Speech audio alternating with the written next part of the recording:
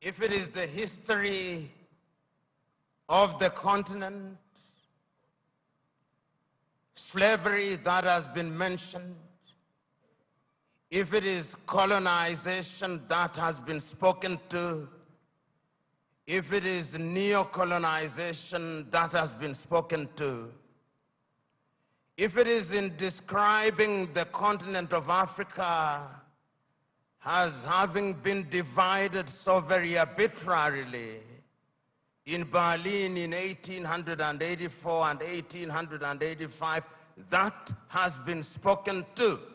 And we have been told so very correctly how that continues to bedevil the continent of Africa and to undermine our attempts at unity. Those of you who are students of history will remember that in 1963 in Addis Ababa, Ethiopia, and in 1964 in Cairo, Egypt, the debate was, should we redraw the boundaries? It was agreed by the founding fathers then that that would be an exercise in fueling conflict, and that if we were moving towards unity, then redrawing boundaries was unnecessary. The OAU was, of course, founded in 1963, a weak organization which, as it were, introduced the concept of inviolability of boundaries and placed emphasis on sovereignty. We have been told that that could very well be the reason why Africa's growth has been stunted. There are those, and there's them who has told us so very effectively that upon consultation with the gods, he has been told very useful things, and the gods are right in the revelation that they have made. The gods are right in saying that we have suffered in many ways and continue to do so, and that therefore the post-independence African country or countries are bedeviled by many things. That could be a reason. It has also been said that part of the reason why we have not realized our potential is because we make the wrong choices. And that could very well be true. And my brother, who spoke about choices so very well, told us that it all rests on the choices that you make. And you who are Christians will remember that at critical moments, even in the Christian tradition, it has always been a question of choices. If you read the book of 1 Kings at chapter 18, when there is conflict in that little place called Israel, Elijah summons them and says, choose you now. If Baal is God, bring the 450 disciples of Baal and the 400 of Asherah who dined with Jezebel. And if God is God, let him be worshipped. If Baal is Baal, let him be worshipped. Perhaps that is the reason why we are where we are. We never make the right choices. We choose Baal when we should be choosing God. There are those who have said possibly, and you see this choice if you read the book of Joshua chapter 24, when he calls the Israelites and tells them, choose you now. Do you want to worship the gods whom your ancestors worshipped before they crossed the river, or the gods of the Amorites in whose land you dwell? As for me and my house, we shall serve the Lord. Perhaps we are not serving the gods, and that the gods are angry. And in the anger, they continue to visit pain upon us. So there is a sense in which all and many things have been talked about.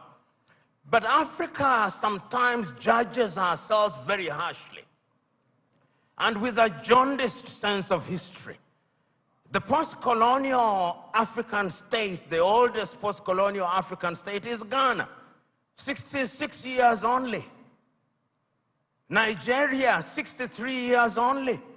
And we often forget these very important and immortal words of John Henry Clark when he said that all African countries, upon regaining independence, started to conduct their affairs on the basis of systems of governments that were borrowed from Europe, and that none of them will ever succeed on the basis of borrowed systems. And as if he were a Jewish prophet, he is being proven right on a daily basis. Because whenever we in the African countries think that we have identified the problem and that we have identified the antidote, when we apply the antidote, new wounds appear. That has been the state of Africa, and that continues to be our state.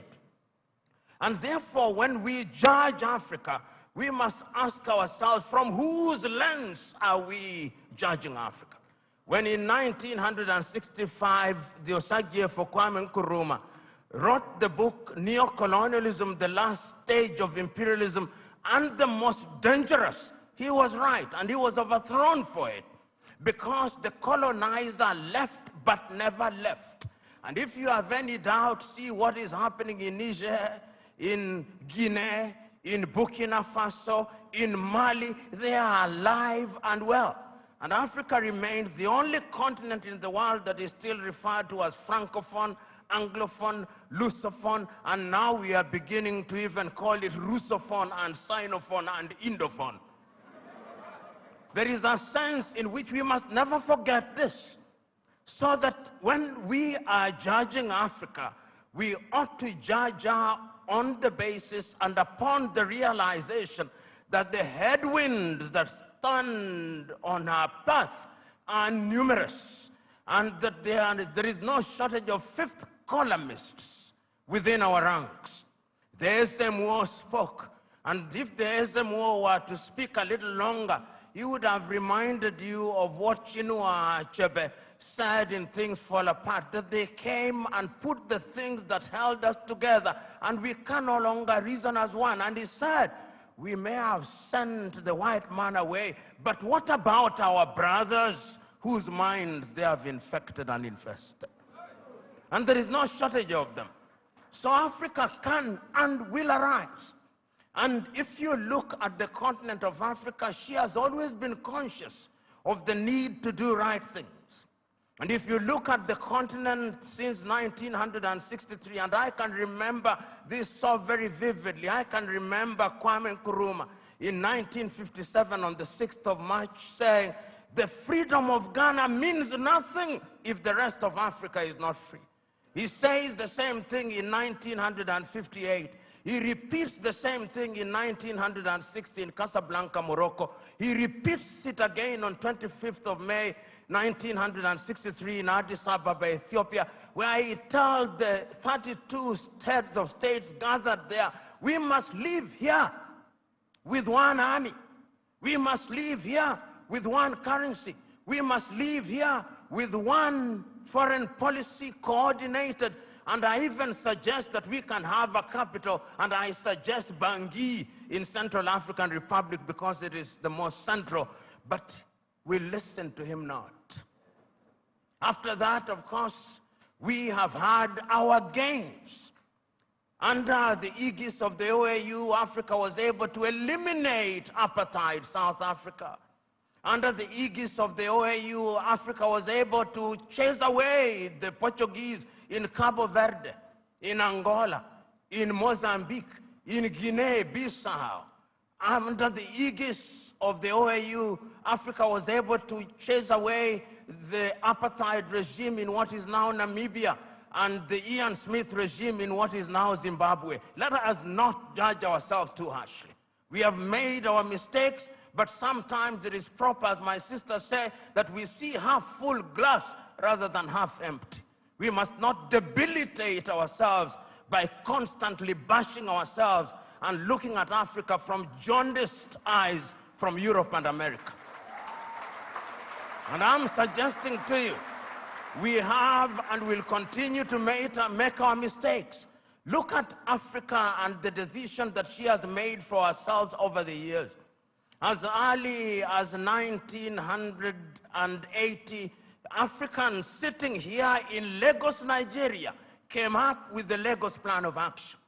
And the Lagos Plan of Action told Africa, in order for Africa to realize our potential, we must trade amongst ourselves.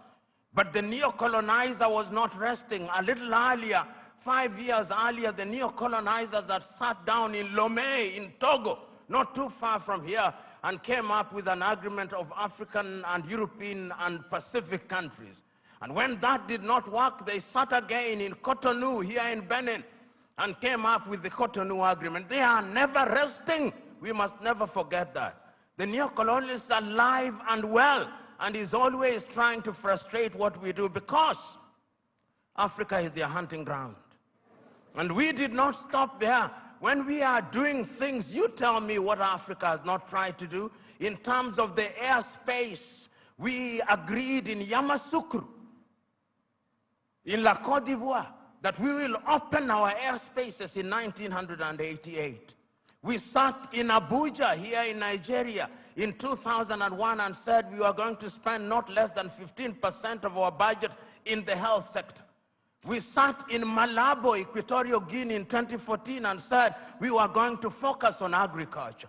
We sat down in Maputo in 2013 and said we were going to ensure that our women were mainstreamed in the activities of Africa. We sat down in Abuja in 2013, in 2014 and said we were going to have free movement of people, and once again sat down in Kigali, Rwanda 2018 and said we were going to eliminate visas. We sat down in Abuja and said that we were going to silence the guns in 2013. We did not. And we sat down in 2020 and said we were going to silence them. And now the guns are alive and well. And who are supplying us with the weapons? It is not us. It is others. Should we blame them? Yes, we should. Should we blame ourselves? Yes, we should. So Africa has always been a battleground. And the rhetoric that we see and the manner in which we ourselves are educated. My sister talked about education. But really, what are we teaching ourselves?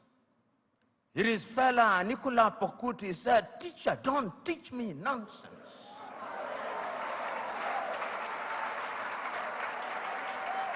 And I'm suggesting to us that most of us, including most of us who are here, we are so very thoroughly miseducated that what we must do is to unlearn the burden that we have in our mind.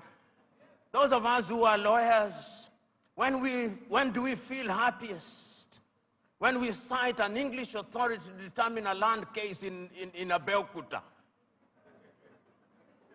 When we talk about the reasonable man, we don't talk about the reasonable man in a keke, in a papa. We talk about the reasonable man being the man in the Clapham omnibus in London, England.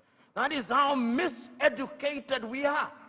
And until we are re-educated, we who are present here are part of the danger to Africa. Because even in our unguarded moments, I went several years ago to the university at Harvard and talking to students, and one of them said that Harvard was the best school in law, in teaching of law. I said, whose law? Nigerian law? Ugandan law? Zimbabwean law?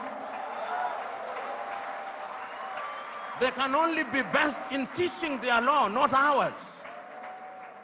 And I've seen we who are in this space of education, somebody spends 6 years at Unilag, and when they go to Harvard or Stanford for 3 weeks for a short course where they spend most of the time taking tea, he comes back and says, an alumni of Harvard.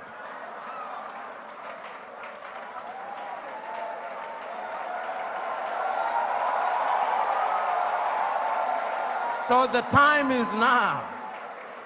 The time is now to begin re-educating ourselves. The time is now to exercise the ghost of low self-esteem. You know, Africa has many things. We have talked about our mineral resources. We've talked about our arable land. We have talked about many things, but from where I sit, the greatest African resource is the human resource. You know, Africa has been so wronged by other civilizations. We were the enablers of the first industrial revolution. When our ancestors were taken to work in the farms in Europe, we enabled that revolution. Right now, we are enabling the fourth industrial revolution and the fifth industrial revolution. That is why they have talent visas, because they are taking our talent. If it is not nurses, it is our IT gurus. If it is not our IT gurus, it is our engineers. And we are gleefully letting them away. I see our heads of state saying, we have signed a contract to take our workers to Saudi Arabia, modern day slavery. And you know, just this morning, my wife sent me a proverb from Turkey that when you elect a clown and you think that he will be a king, what he does is to convert the kingdom into a circus. And I am suggesting to us that that is part of the African problem, because it starts with political hygiene. Most of Africa is suffering because we do not have democracies. We have kakistocracies. And kakistocracies are governments by our very worst. This is what we must deal with, and this is what we must say. Who do we elect into our public offices? Because, as I've said before, when you allow hyenas to take care of goats, why should you be surprised when the goats are eaten? This is the same.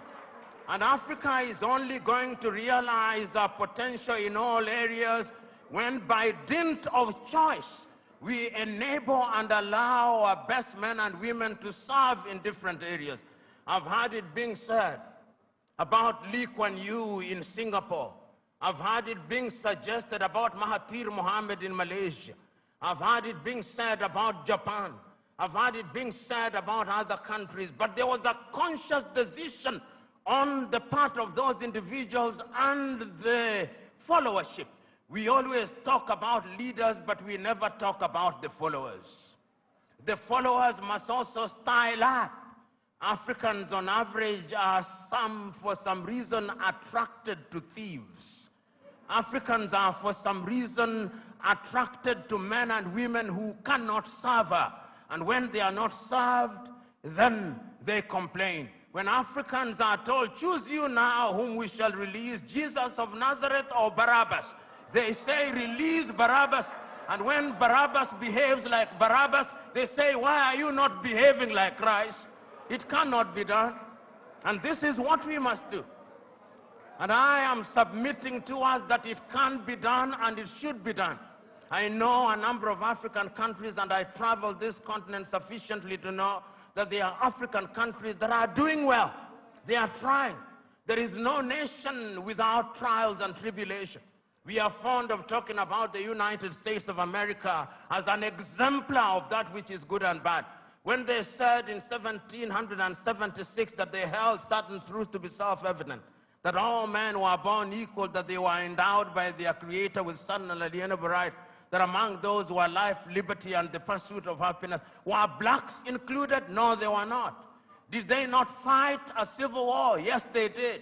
Are they not frustrating people until 1963?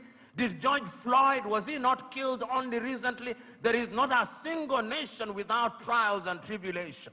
And we must therefore remind ourselves that we have the wherewithal to catapult Africa into a different orbit.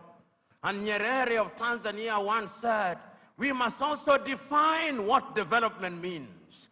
And he said, development does not mean necessarily the building of skyscrapers. There is nothing wrong with that. But let the Americans go to the moon, we are going to provide water to our villages. We must define what development means. And once we define what development means, and we define ourselves, then Africa shall realize our potential. In 1996, Thabo Mbeki talked about an African. Who is an African? Who are you? Define yourself first. The Chinese define themselves. The Indonesians define themselves. The Koreans define themselves. We must define ourselves. and begin to believe in our institutions. You know, and I see it in this part of the world. When we want to look at our economy, we say, what does Moody's say? And Moody's is very moody when they come to Africa. Moody's. Can the Department of Economics at Unilag not do that? Can't they? McKinsey, an American outfit, they are the ones who come here and tell us how our economy is behaving. When the American dollar as much as sneezes, the naira goes into a coma. Why? 63 years after independence in Nigeria, 66 in Ghana, 61 in Kenya and many other countries, we still believe that somebody else's currency is what must define us. 63 years after independence, we are still importing chicken as if our chicken forgot how to lay eggs.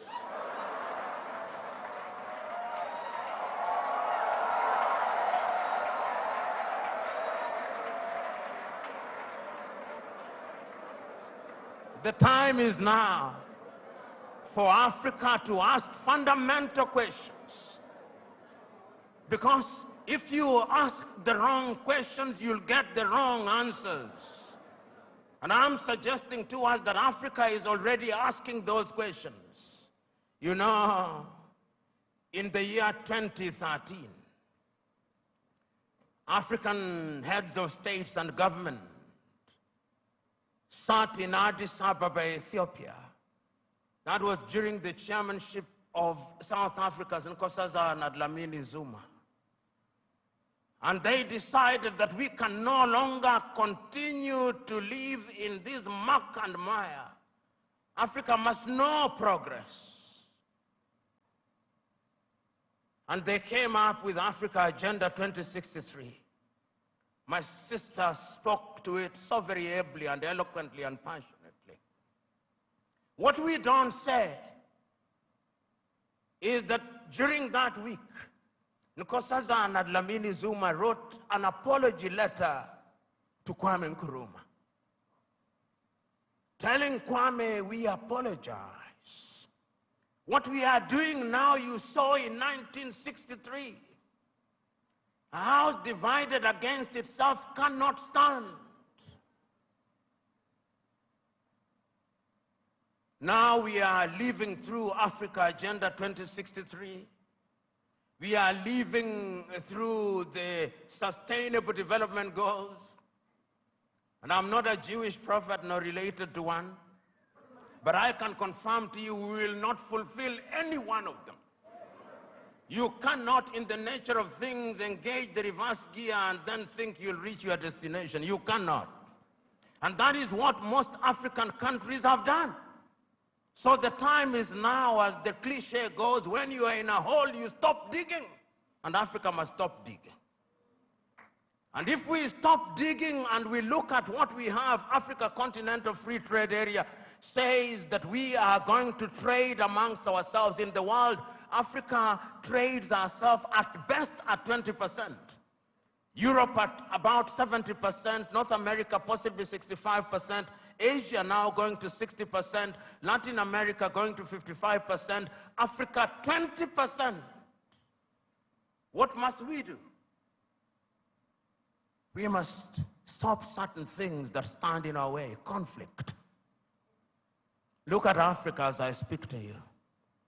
Look at Sudan. For the last 2 months, there is no economic activity in Sudan. They are destroying what they once built. Even if you wanted to trade, who do you trade with? Generating as at now 2.5 million refugees. I do not hear the voices of African leaders, no.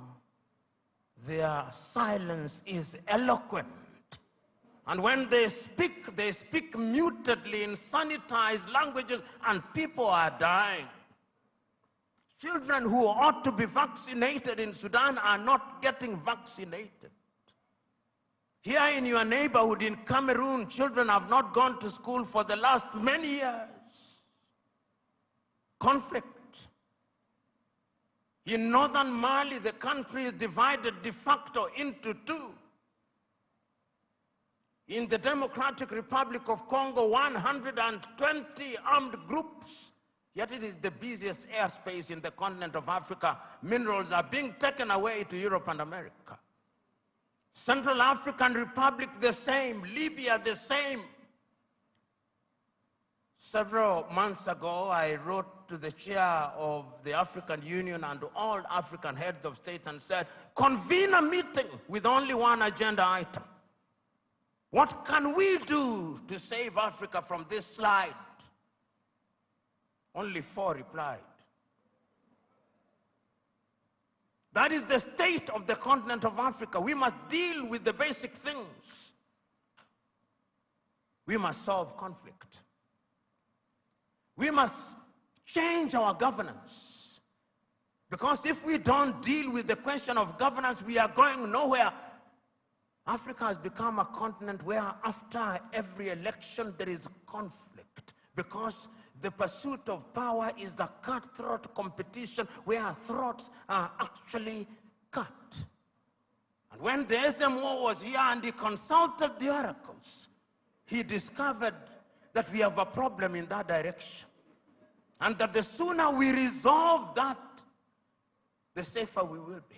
Africa can rise and Africa will rise. But it's not going to rise by prayer and fasting.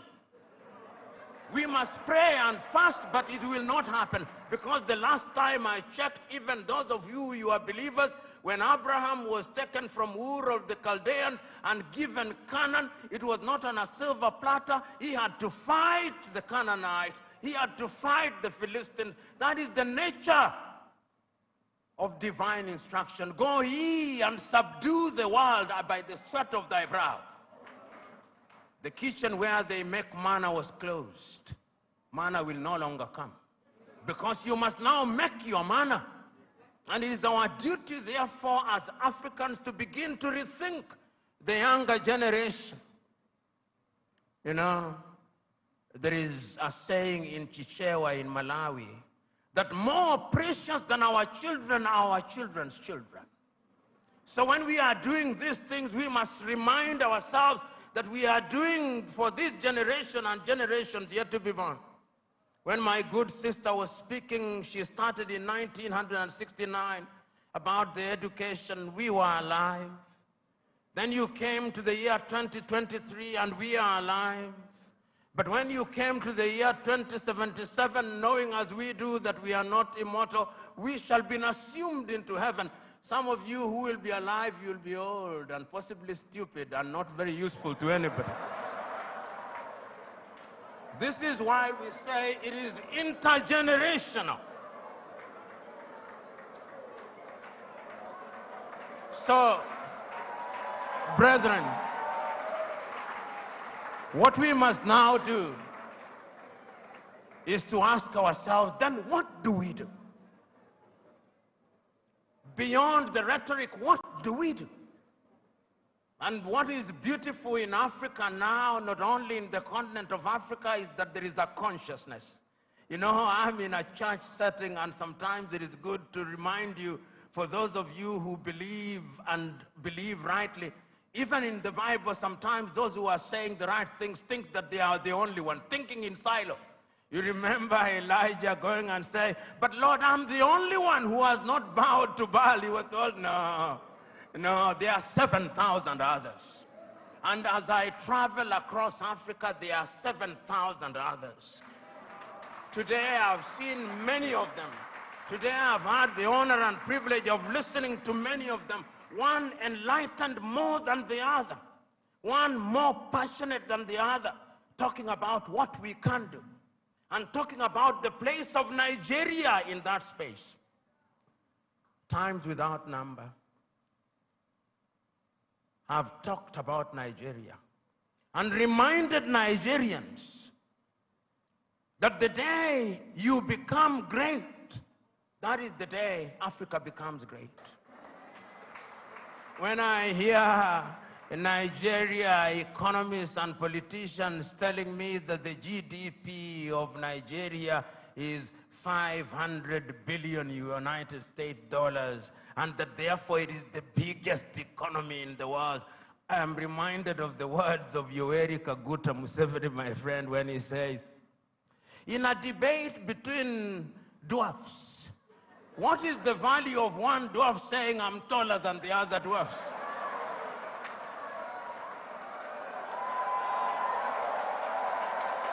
You are still a dwarf. This Nigeria is capable in 5 years of becoming a 3 trillion GDP economy. The fundamentals are there. Talk of human resource. And I think it is, my sister, you go to anywhere in the world, tell me, engineering, artificial intelligence, space, Nigerians. The saying goes, if you go to any part of the world and you do not find a Nigerian, run away from there. Because there is nothing to be done there.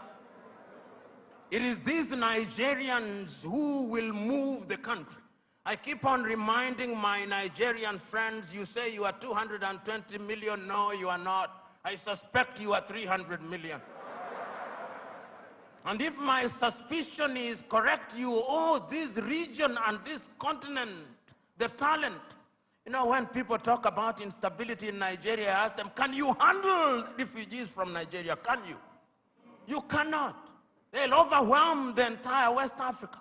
So it is in Africans' genuine desire that Nigeria remains great and becomes great. All the ingredients are there. Writing in 1983, Chinua Achebe, in his book, The Trouble with Nigeria, said that it is simply and squarely a problem of leadership. That is an African problem, and I also want to say it is also a problem of followership. Before the Ezemwe started speaking, he talked about what is expected of him in the village.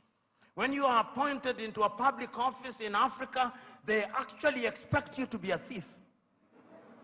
And if you don't steal, they say you are not wise. So in the minds of many people in Africa, Abuja and Lagos are hunting grounds where they send their sons and daughters to steal, to take antelopes, which they share in the village. That thinking must change, because service for humanity is what we must look at. And I have no doubt in my mind that Africa can do it. When I look at Africa and I look at Nigeria, I see an Africa that is capable of rising because our sons and daughters now present in the continent and even in the diaspora. You go and see the Africans in the diaspora, whether they are in Antigua and Barbuda, and my good friend here, the ambassador of Antigua and Barbuda, Wallace Williams, Trinidad and Tobago, will agree with me in that regard. You go to St. Vincent's and Grenadines, you go to Jamaica, everybody now wants to come and invest in Africa. But we must make the circumstances right. So we must improve our politics. We must make our laws enabling. We must improve our agriculture. We must improve our health. We must improve our education system. We must improve the quality of the environment so that we stop our young men and women dying in the Mediterranean Sea, dying off the coast of Dhaka, going into modern day slavery in Saudi Arabia, in that part of the world. It can be done. We have seen it done during our lifetime. We have seen South Korea do it. We have seen China do it. We are seeing India do it. We can see Indonesia doing it. We have seen Vietnam after the war doing it. And within the continent of Africa, there are other examples. We have seen Rwanda rise like a phoenix during our lifetime. We have seen Botswana do it. We have seen Cabo Verde do it. We have seen Mauritius doing it. It can be done. And if we agree that it can be done, what we must now do is to take a solemn vow. And that solemn vow must come from these words spoken by Julius Kambarage Nyerere on the 6th day of March 1997 in Accra, Ghana, when he was called upon to be the guest on the 40th anniversary of Ghana's independence. This is what he said, and I say this, then I shut up and sit down. Mwalimu said, when Kwame Nkrumah told us in 1963 that we ought to unite, we agreed with him. And we did not for one moment believe that unity in and of itself will solve our problems. What we believe that unity will make our voices as Africans to be respected. Because the rest of the world is not bothered about our Ghanaianness or our Tanzanianness. He did not say this, but I'm adding, but our Nigerianness or Ugandanness. The rest of the world only knows about Africa. The time is now. Our generation fought the colonialists and brought what we thought was independence, but they gave us the crown without the jewels. But of all the sins that we have committed, there is a single sin that we must never commit: the sin of giving up, the sin of despair. And each one of us must remember that we have a role to play. We have a role to play because if the ocean is to exist, the droplets must be good. If the forest is to exist, the trees must be good. Play your part and let the results be the testimony of your efforts. God bless you.